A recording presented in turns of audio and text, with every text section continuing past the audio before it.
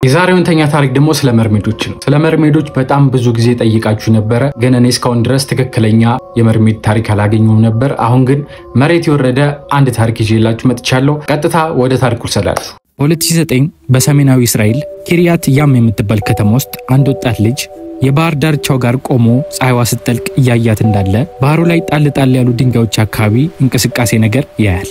የሚንቀሳቀሰው ነገር ትኩረቱን ስለያዘው ወደ ሌላ ቦታ አይኑን ሳይነቅል ይመለከቷል። የሚንቀሳቀሰው ነገር ከውሃው ተጎትቶ ወጣና ድንጋዩ ላይ ቁጭ አለ። በመጀመሪያ ልጁ ዋናተኞች መስለውት ነበር። ነገር ግን በደንብ ሲመለከት ከወገቡ በላይ የሰው ቅርጽ፣ ከወገቡ በታች ደግሞ የአሳ ጅራት እንዳለው ያስተውላል። ልጁ ከቦታው ሳይንቀሳቀስ የሚፈጠረውን ነገር እየተመለከተ ነው። ከውሃው የወጣው ነገር ግን ዞር ብሎ ልጁን አየውና እያየው እንደሆነ ሲያቅ መልሶ ወደ ውሃው ገብቶ ተሰወረ። ልጁ ይህንንም እንዳየ ወደ ፖሊሶች ጋር ሄዶ የተፈጠረውን ነገር ነገራቸው። ፖሊሶቹ ግን አላመኑትም ነበር። ከዛን ቀን በኋላ ልክ እንደ ልጁ ከወገቡ በላይ ሰው ከወገቡ በታች ደግሞ የአሳ ጅራት ያለው ነገር አየን እየተባለ ከብዙ ሰዎች ሪፖርት ደረሳቸው። በብዛት ይህ ሪፖርት የሚቀርበው ከአሳ ጠማጆች ነበር። የባህሩ ፍጡር ተስረቅራቂ ድምጽ ያወጣል ሲሉ የሚሰሙ ነበር። የሀገሪቷ መንግስት እነዚህ ሪፖርቶች ሲበዙበት የፍጡሩን ፎቶግራፍ ወይም ቪዲዮ ላመጣልኝ ሰው $1 ሚሊዮን እሸልማለሁ ብሎ በሀገሩ ቲቪ ላይ እንዲነገር አስደረገ።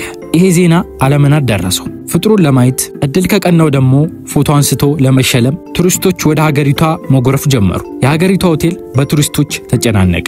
ነገር ግን ይሄ ነው የሚባል መረጃ ሊያመጡ አልቻሉም ነበር ከነዚህ ቱሪስቶች ውጪ።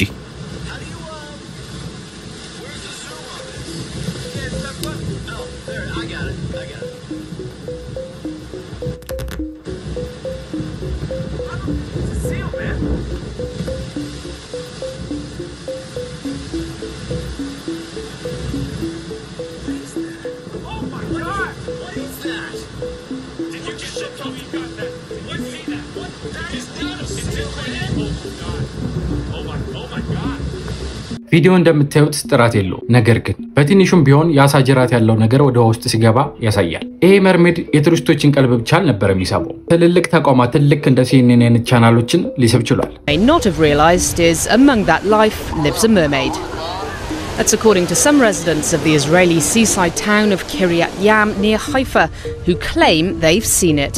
They told us that they've seen some figure of a girl with the tail of a fish, and she was smiling at them and then jumped and disappeared after a few seconds. But they were very sure, and those are very reasonable people.